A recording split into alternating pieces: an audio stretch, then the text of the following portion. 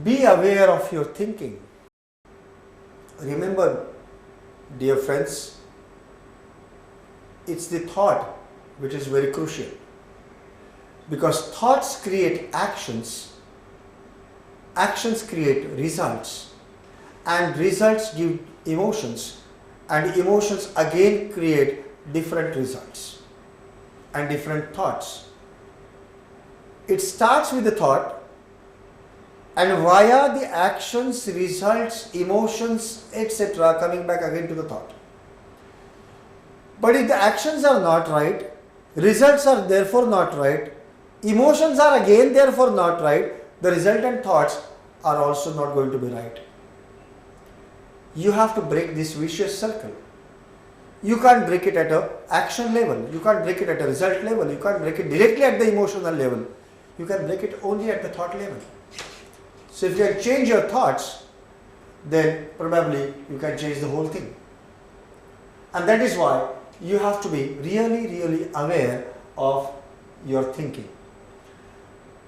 Lot of times we engage ourselves into the negative self-talk. Self-talk is also referred to by some people as inner voice. The inner voice, your internal subconscious thinking, if it is constantly negative, then you are going to be on the track of losing the game for sure. If you change your thinking, and if the negative self-talk is totally abandoned, abolished, removed forever from your life, and you are on the positive self-talk, then you are going to be on the track of winning. How does this negative self-talk happen? This negative self-talk happens when you constantly criticize yourself. Poor me, I shouldn't have done that, I can't be successful, success is not for me, forget promotions boss, this is something not for me. If you constantly criticize and be judgmental about yourselves, then probably you are not coming on the track of winning. Bossy inner voice. Bossy inner voice is some inner voice which is bossy. You know, we always hear things like you have to listen to your inner voice, you have to understand your subconscious voice, you have to understand what is your inner feeling, inner emotion, inner voice is telling you. The great word here is bossy. Identify that word. If it is bossy, don't do it, because bossy voice is not a true voice. Bossy voice is a negative voice. The real inner voice can never be bossy. The inner voice never uses the words like should, must, have to. Inner voice is always suggestive. Inner voice is always suggestive, like it's better if we do this. It's better if it is done in a particular manner. If this is a thought, then it is an inner voice. But if it is you have to do this, otherwise you will get doomed, then probably it is not inner voice. Warnings also don't come so bossily. Now, destructive emotions. Destructive emotions are sure shot way to keep you on the track of losing the game. Emotional breakdowns, emotions which will not allow you to work creatively but will allow you to work reactively, are not to be maintained. It is better to avoid them. Negative filters or tinted goggles. You always have a tinted goggle. Once you look through the goggles, the whole world gets the same color as of the goggle. If your goggles are green, then the whole world is going to look as green, seen as green. If you have the tinted goggles which are emotionally broken, the judgmental ones, the criticizing ones, then naturally your filters or the goggles are going to show the same kind of world around you. Living by comparison. People always live by comparison. That's fine. It's better to live by comparison to some extent, just like that eustress and distress, good stress and bad stress. Here also you can live by comparison. Just because somebody is good, I want to be better like him, that's fine. It's like good stress. You can use the comparison for your own development or better work. But if you are comparing with the ones who are miles ahead of you in terms of success or money or things in life, material life, then you are looking at yourself, looking down upon yourself compared to them. Don't do that. Ruminating, that is brooding on thoughts again and again, brooding on the bad thoughts again and again. Wallowing, that is talking poor about yourself. Over-analyzing, trying to find very subtle meanings, very fine meanings between the words of other people, which are actually not going to be helpful at all. Now, unrealistic expectations are also playing a vital role here. Say for example, I cannot commit mistakes. Everyone should like me. These are tall claims. How can everyone like you? There will be somebody who will not like you. Do you like everybody around you? Probably not. How can you expect others to like you completely? Perfectionism is again another losing the plot characteristic. It results in time loss. In trying to be perfect every time, all the time, then perhaps you are losing the time. Perhaps it is going to give you disappointment because there is actually nothing like perfection. But you try your best, that's all. Don't try to be perfectionist in an illusory way. Over-identifying with roles. People identify themselves with the roles. I am the mother, so I have to be like this. I am the father, head of the family, so I have to behave in a particular manner. I am the boss and therefore I have to be behaving in a particular manner. Now this over-identifying with the roles, you are not a designation. Please understand, you are not a designation. You are not a role. You would have been the same person had you been some different role. Had you not been a general manager, which you are now, then also you would have been the same person. Had you not been with, you are saying I am the mother, so I have to behave in a particular manner. Have you not married, then also you would have been the same person. So your motherhood, your bosshood, your designations actually don't make you what you are. You think you are. You are different. You are what you are. Different designations, different roles will not change you. Taking the things personally. Now, if you are in a habit of accepting people's comments very personally, if you always think that whatever people tell you is meant to be, attacking personally to you, these are the personal comments at you, then you are losing the plot. Because many things in the official world, many things in the working world are hit at your designation, are hit at your role play. They are not hit at you personally. But if you think it is personally you're taking it personally, then you are on the wrong track. There is a rigidity in some people who always say that, boss, this is what I do. This is my way of doing. I read on one t-shirt one day, my way or highway. That's called a rigidity. If you are not adaptable, if you are not able to adapt yourself, change yourself, suiting to the environment around you, whether social, working or even personal environment, then you are absolutely rigid. Sure shot, you are going to lose the game. So be aware of another very important factor, that is your belief systems. Your belief systems shape your observations, your belief systems shape your thoughts, and belief systems shape your results. So your belief systems are the ones which are going to make or mar your career or even your personal life. Be aware of your belief systems. There are harmful beliefs. We are not going to discuss the good beliefs. We are going to discuss only the harmful beliefs, because we have to take care of ourselves from those harmful beliefs. If we can take care from harmful beliefs to be followed, then we can actually take care of the good things automatically. Some people carry the negative beliefs. They say sleep is a waste of time. Now, if sleep is essential for a human body to perform adequately aptly and properly, then the sleep is not a waste of time. I don't deserve to succeed is again a negative belief. How can you expect a person with this kind of belief system to succeed in the life? Outdated beliefs.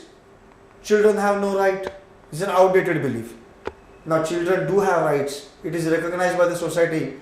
It was one time belief system. It is outdated. No one believes that way. You have to respect your children as well. Misleading beliefs. Now I've heard this kind of statement. People who have cat-like eyes, hazel eyes are deceptive in nature. Not necessarily. I have met many honest people who are not at all deceptive but who have got the blue eyes and hazel eyes and cat-like eyes. Now, this is a misleading belief. Somebody with that kind of eye might have been deceptive in your life, doesn't mean all people of that kind of eye are deceptive. If you are working out of that belief system, please change that. There are inaccurate belief systems. You know, till 1543, for thousands of years people believed that earth is stationary and all the planets along with sun are revolving around the earth. It was never so, it is not now also, and it won't be in future either. But still people believed for thousands of years, the churches believed for thousands of years the same way. But in 1543, Copernicus discovered and propagated it to the world that no, earth is not stationary, sun is stationary and earth along with other planets is moving around. Just like this, please find out, are you carrying on some beliefs in your life which are actually inaccurate even though you have been following them right from your childhood? Are they inaccurate? If you find they are inaccurate today, you can change them right away. Now let's come to the strategy to change this game result from losing to winning. We have seen what is losing game means. We have seen what are the reasons behind that. We have also seen how to recognize those things. We have also seen the physical and emotional aspects of that, how to recognize them. We have also seen the need for changing. We have also seen the rules for changing those from losing to winning. Now, what is the strategy that we need to apply? The strategy shows here, change your strategy, change your thinking, and the third one is use temporary diversion. Now, change your strategy. What does it exactly mean? Change your strategy means do things differently, explore choices. Now, let us take an example. Suppose there is a secretary to the CEO and the CEO is busy in his cabin, secretary is outside trying to wind up her work, it's the weekend, and just on Friday late afternoon she is about to leave, the boss comes in and tells her that this is something very urgent and you will have to wait for 3-4 hours and maybe 2 hours and you have to finish it today itself. Probably the secretary has some party announced to her friends, some barbecue party coming up at her house, and she has to go and make arrangements for that. Suddenly the boss is telling her to stop and do some extra work. Now what are the possibilities? She'll get very disturbed. Remember those chewing the nails and getting disturbed, becoming angry, those things we discussed. So those things emotionally were breaking down, getting angry, getting very disturbed, physically feeling very jittery. All that is going to happen. It is nothing but losing the game. Now what is the strategy? The strategy here is probably she has to find out what are the choices available to us, available to her. See, there could be various choices. Not all choices are good. In such a situation, she can just go to her boss and request him, if it is not very urgent, if it can wait till Monday, can I go home today? I have this kind of, personal celebration, some kind of party at my home, and I have to be there. 2, she can simply do the job as told to the boss and not complain about it. Simply do it and go. 3, she can be really very angry, go to the boss and tell him, boss, either I do it on Monday or I'm quitting.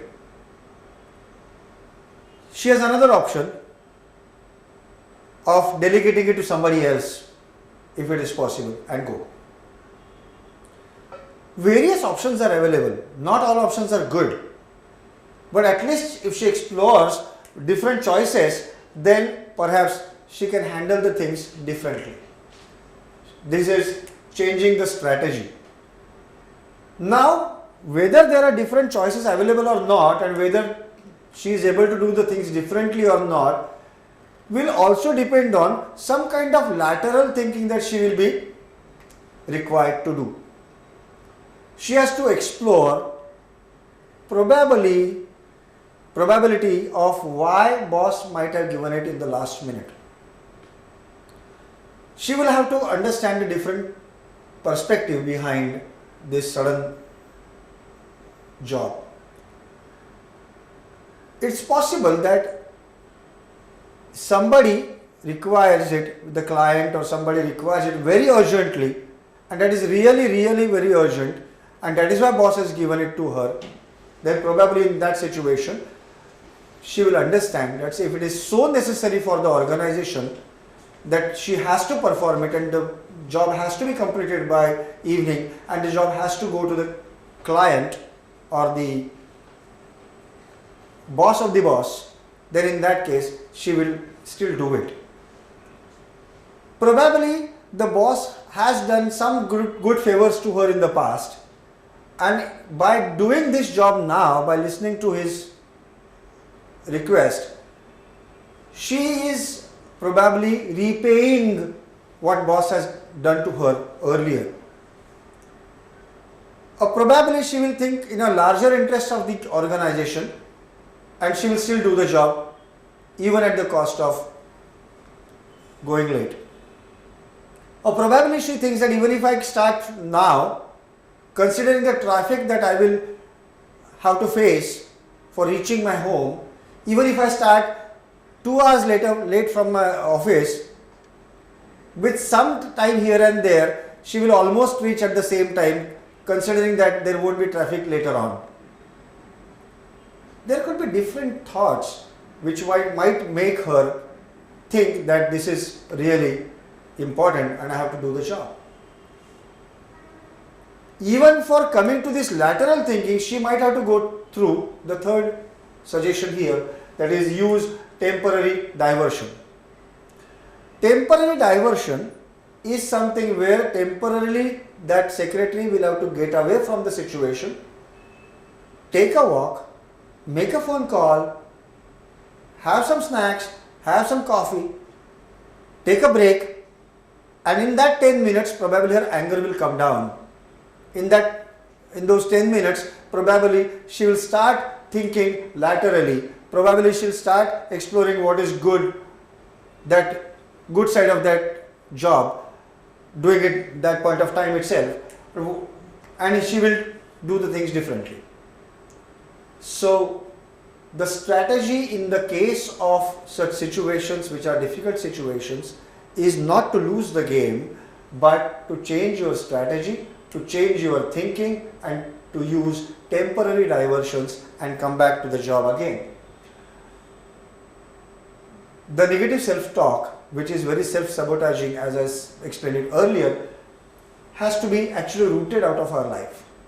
Now, what are the antidotes and the remedies for rooting out this negative self-talk? Learn to stop negative self-talk. In one case I was taught us different system of, which is very practical, which is experienced and very practical, which is for stopping the negative self-talk. I'll show it to you practically. See, whenever we have a negative self-talk coming up, a negative thought coming up, you'll have to extend your hand like this and look at the hand and constantly keep looking at the hand and keep projecting your negative thought on that hand, on your palm of your hand, and just think that the negative thought is now pasted on your palm of this hand. Take this hand for hitting it and just say stop. The moment you say stop, what is happening here is actually the negative thought which is pasted here is hit by your second hand, is a physical activity actually, but what is happening psychologically inside? Psychologically, the pattern, continuous pattern of that negative thought, if it remains only here, will be kept on thinking, will keep thinking on that. If you paste it, you are breaking the pattern and you are hitting it, you are actually killing that thought. Try doing it, probably the negative self-talk can be reduced. Now, understand and adopt true positive living. Why did I say true positive living? Is because a lot of literature is available in the market about positive thinking, positive living, positive lifestyle. But you have to actually understand what does the true positive thinking mean. Read from better authors, learn from the experts and understand what is true positive living and adopt that completely. Learn to meditate. Very crucial. You may not have your morning tea, you may not have your breakfast, but you have to meditate at least for 10 minutes. The ideal situation that we teach is what your age is, those many minutes of meditation is required. So if you are 22 years of age, then your meditation has to be at least for 22 minutes. If you are 30 years of age, then your meditation has to be for 30 minutes at least. If you are 45, then your meditation has to be at least for 45 minutes. So slowly do it for 5 minutes, do it for 10 minutes, increase it to 15, increase it to 20, 25, 30, 40, 45 and reach whatever is your age in terms of minutes. Just do the meditation for those many minutes. If you meditate, your conscious mind, rattling, noise making monkey mind, what you call, stops. Subconscious thoughts come up, proper memories come up, proper thinking comes up, a linear way of proper thinking comes in, and you can get the solutions to many of the problems also.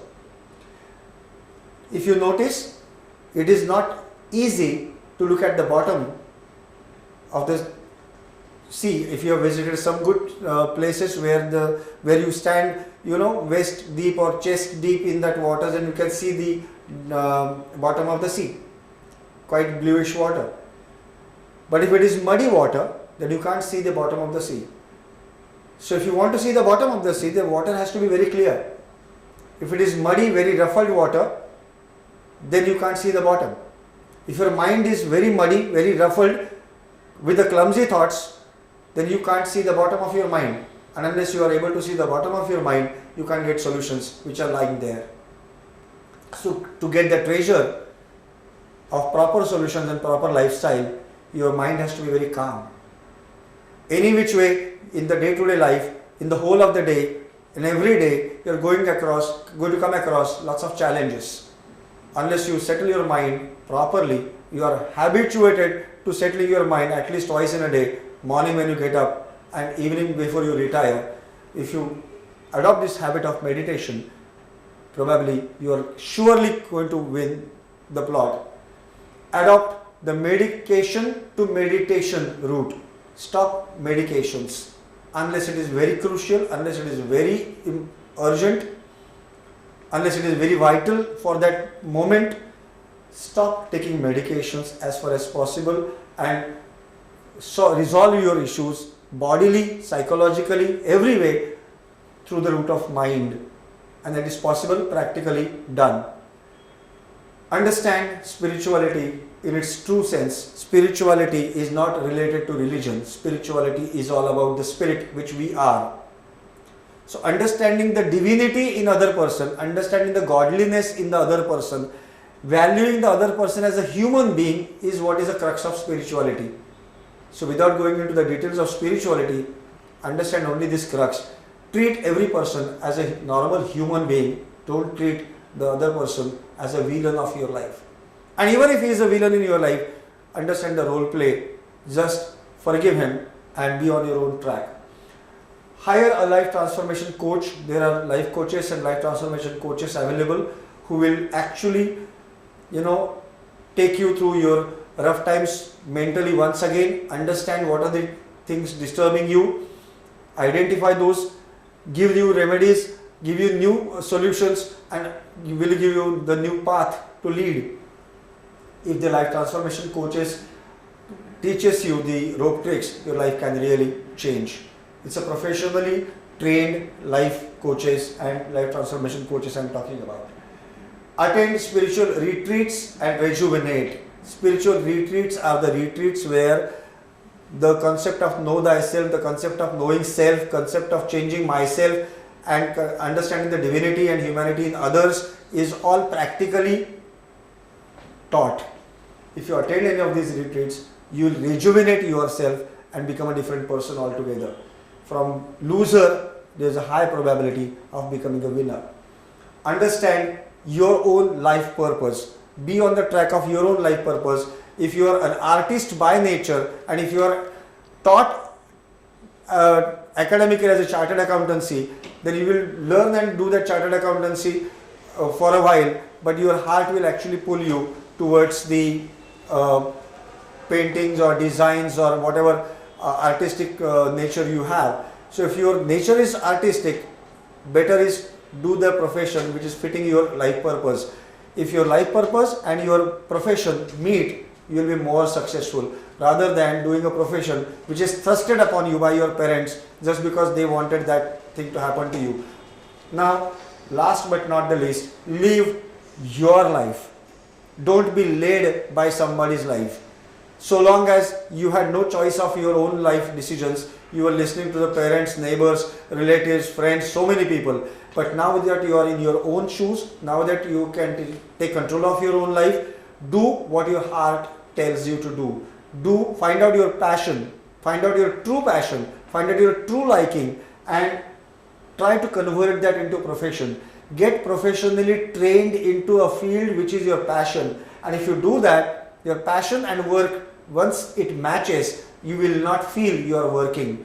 Because a real painter, when he starts painting, 8 hours, 10 hours doesn't really matter to him. The one who is in acting, 8 hours, 10 hours of acting doesn't really matter to him. But if it is a work thrusted upon him, then even 2 hours do matter. So live your life. Don't lead life told to you to be lived by somebody else. So, friends, with all this, you are sure to win. You are not on the losing track anymore. If you apply these strategies in your day-to-day life, I am sure you will win because you are born to win. All the best. Thank you very much.